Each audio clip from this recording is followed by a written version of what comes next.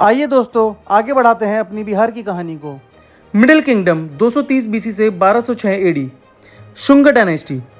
अशोक की डेथ के 50 साल बाद शुरुआत हुई 185 बीसी में शुंग डायनेस्टी की।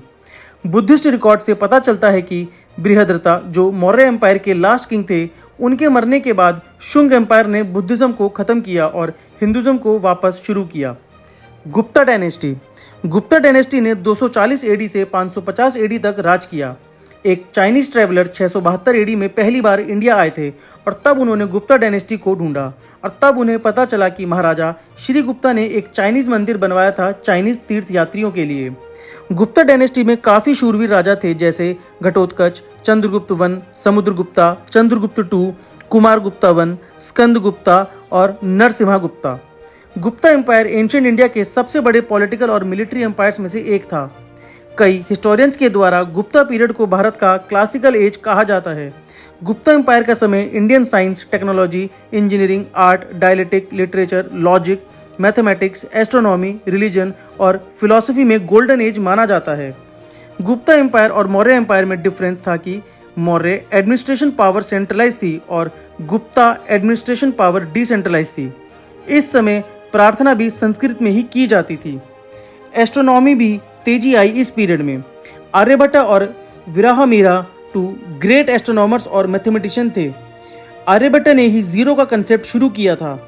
आर्यभट्ट ने ही कहा था कि अर्थ सूर्य के चक्कर लगाती है। आर्यभट्ट ने सोलर और लूनर एक्लिप्स की भी पढ़ाई करी थी। वराहमिहिर के सबसे महत्वपूर्ण योगदान विश्वकोश, बृहद संहिता और पंच सिद्धांतिका हैं। गुप्ता एम्पायर फ्री हॉस्पिटल भी स्टैब्लिश किए गए थे। हिंदू मेडिकल सिस्टम आयुर्वेदा को अरब और वेस्टर्न देशों में अपनाया गया। पाला डायनेस्टी। 750 एडी से पाला एम्पायर स्टार्ट हुआ। पाला डायनेस्टी एक बुद्धिस्ट डायनेस्टी थी जो बंगाल से अपना राज चलाते थे। पाला डायनेस्टी ने बिहार के भी कुछ पार्ट्स पर रूल किया। बुद्धिस्ट डायनेस्टी ने 4 सेंचुरीज तक रूल किया, 750 एडी से 1120 एडी तक। पालाज ने काफ़ी मंदिर बनवाए और नालंदा और विक्रमशिला यूनिवर्सिटीज़ को भी काफ़ी सपोर्ट किया। 11वीं सेंचुरी में बिहार और बंगाल पर चोला डायनेस्टी ने भी अटैक किया था। Medieval period. जब चीन के बुद्धिस्ट मॉन्क ज़ुएनज़ांग ने बिहार का दौरा किया तो बिहार काफ़ी हद तक खंडर हो गया था और 12वीं सेंचुरी में मुस्लिम हमलावरों के हाथों उसे और अधिक नुकसान हुआ। मोहम्मद गौरी ने यहाँ पर बहुत बार आक्रमण किया था। मोहम्मद बख्तियार खिलजी की सेनाओं ने महान नालंदा यूनिवर्सिटी सहित कई बुद्धिस्ट स्ट्रक्चर्स को नष्ट कर दिया। 12वीं सेंचुरी में हजारों बुद्धिस्ट मॉन्क्स का नरसंहार किया गया था। 1250 से 1526 तक मगध में दिल्ली सल्तनत का राज था। कर्नत डायनेस्टी। इस समय मैथिली भाषा बोली जाती थी। कर्नत डायनेस्टी ने मिथिला पर 1325 तक राज किया। उसके बाद मिथिला दिल्ली सल्तनत के राज में आ गई। अर्ली मॉडर्न पीरियड 1526 से 1757। 1526 में मुगल एम्परर बाबर ने दिल्ली सल्तनत के आखिरी राजा लोदी को हराया और शुरू किया मुगल एम्पायर। सुर एम्पायर। इस समय लगभग 1540 में शेरशाह सूरी का राज था। शेरशाह सूरी ने भारतीय उपमहाद्वीप की सबसे लंबी सड़क ग्रैंड ट्रंक रोड बनवाई, जो कलकत्ता, बंगाल से शुरू होकर पेशावर, जो कि अब पाकिस्तान में समाप्त होती थी। शेरशाह सूरी ने रुपी और कस्टम ड्यूटी स्टार्ट किया था, जो आज भी चल रहा है। उन्होंने पटना शहर को पुनर्जीवित किया, जहां उन्होंने अपना हेडक्वार्टर्स बनाया था। हेमू एक हिंदू एम्परर था जिसने 22 युद्ध जीते थे अफगान से और 2 बार आगरा और दिल्ली में अकबर की आर्मी को हराया था और हिंदू राज बनाया था नॉर्थ इंडिया में कुछ समय के लिए। जमींदार of Bihar and the Mughals. Islamic rule के समय बिहार की ज़्यादातर ज़मीन लोकल जमींदारों और सरदारों के कंट्रोल में थी। 1576 में बैटल ऑफ टुकराई के बाद मुगल एम्परर अकबर ने बंगाल सल्तनत पर कब्जा कर लिया और उसे भी अपने एम्पायर में जोड़ दिया। इसके बाद अकबर ने बिहार और बंगाल को अपने ओरिजिनल 12 सूबा में बांट दिया। औरंगजेब के पोते प्रिंस अजीम उस शान को 1703 में बिहार का गवर्नर अपॉइंट किया गया था।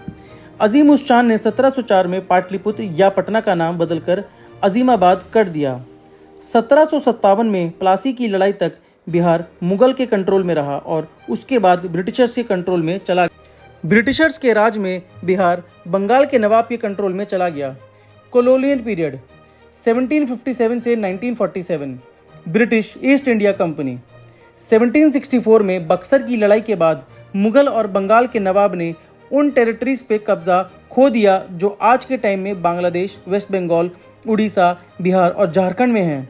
उस समय ब्रिटिश ईस्ट इंडिया कंपनी को दीवानी राइट्स दिए गए थे। ये राइट्स उस समय के इंडियन मुगल एम्परर शाह आलम ने दिए थे। बाबू कुंवर सिंह ने ही आज़ादी की पहली लड़ाई लड़ी थी, जो जगदीशपुर के रहने वाले थे, जो आज बिहार में आता है। द ब्रिटिश राज।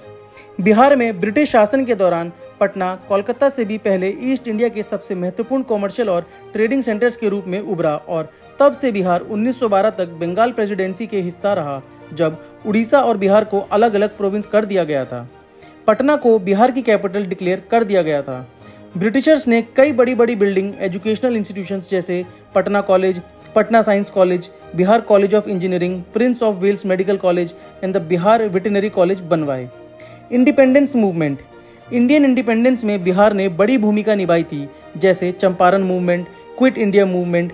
महात्मा गांधी ने भी सिविल डिसोबीडियंस मूवमेंट, सत्याग्रह भी बिहार से ही शुरू किया था। बिहार के और कई शूरवीरों के बलिदान की मदद से भारत को 1947 में आज़ादी मिली। फिर 1950 में बिहार के ही डॉक्टर राजेंद्र प्रसाद इंडिया के पहले फर्स्ट प्रेसिडेंट बने। पोस्ट इंडिपेंडेंस 1947 से 1990। आज़ादी के बाद ज़्यादातर समय इंडियन नेशनल कांग्रेस पार्टी ही पावर में रही थी।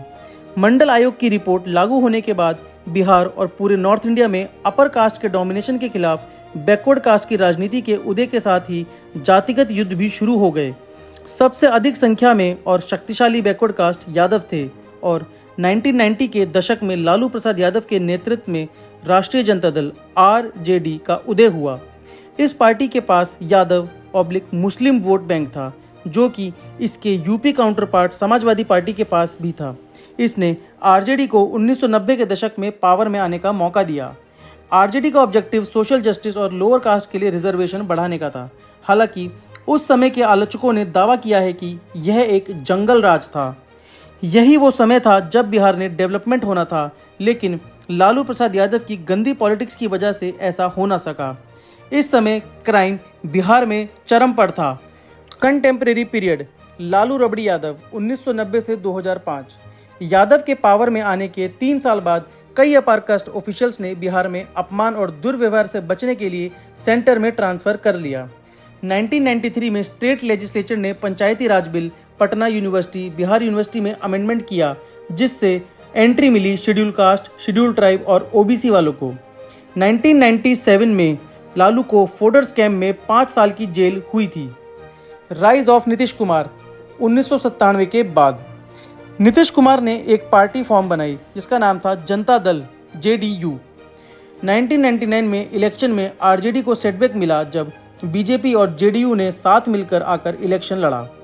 बीजेपी और नीतीश में चीज़ें ठीक नहीं चल रही थी, क्योंकि नीतीश बिहार का CM बनना चाहते थे, पर बीजेपी इस बात पर राजी नहीं था। रामविलास पासवान भी CM बनना चाहते थे। लोगों का कहना था कि लालू केवल अपर कास्ट मुस्लिम जैसे शेख, सैयद और पठान को सपोर्ट करते थे। यादव को डर था कि अगर वह कोयरी या कुर्मी से समर्थन मांगेंगे तो कोयरी कुर्मी सत्ता में हिस्सेदारी मांगेंगे, जबकि मुस्लिम केवल कम्युनल राइट्स के दौरान सुरक्षा से ही संतुष्ट रहेंगे। JDU और बीजेपी कुछ सीटों पर एक दूसरे के खिलाफ लड़ रहे थे और समता पार्टी भी। यह परिणाम भाजपा के लिए एक झटका था। RJD सबसे बड़ी पार्टी बनकर उभरी और लालू यादव की राजनीतिक चाल से राबड़ी देवी ने दोबारा मुख्यमंत्री पद की शपथ ली। 2005 के बिहार असेंबली इलेक्शंस में RJD हार गई और लगातार 15 साल के RJD रूल का खत्म हुआ और नीतीश कुमार की NDA पार्टी जीत गई और नीतीश कुमार को चीफ मिनिस्टर चुना गया। लालू के समय पिछड़ी जाति का बहुत दबदबा था और जब नीतीश कुमार आए और उनका एजेंडा सोशल जस्टिस और डेवलपमेंट था। बस तब से लेकर और अब तक नीतीश कुमार की पार्टी ही बिहार पर पावर बनाती आई है। तो दोस्तों, ये थी बिहार से रिलेटेड सारी जानकारियाँ। आशा करता हूँ आपको ये वीडियो अच्छी लगेगी। जय हिंद।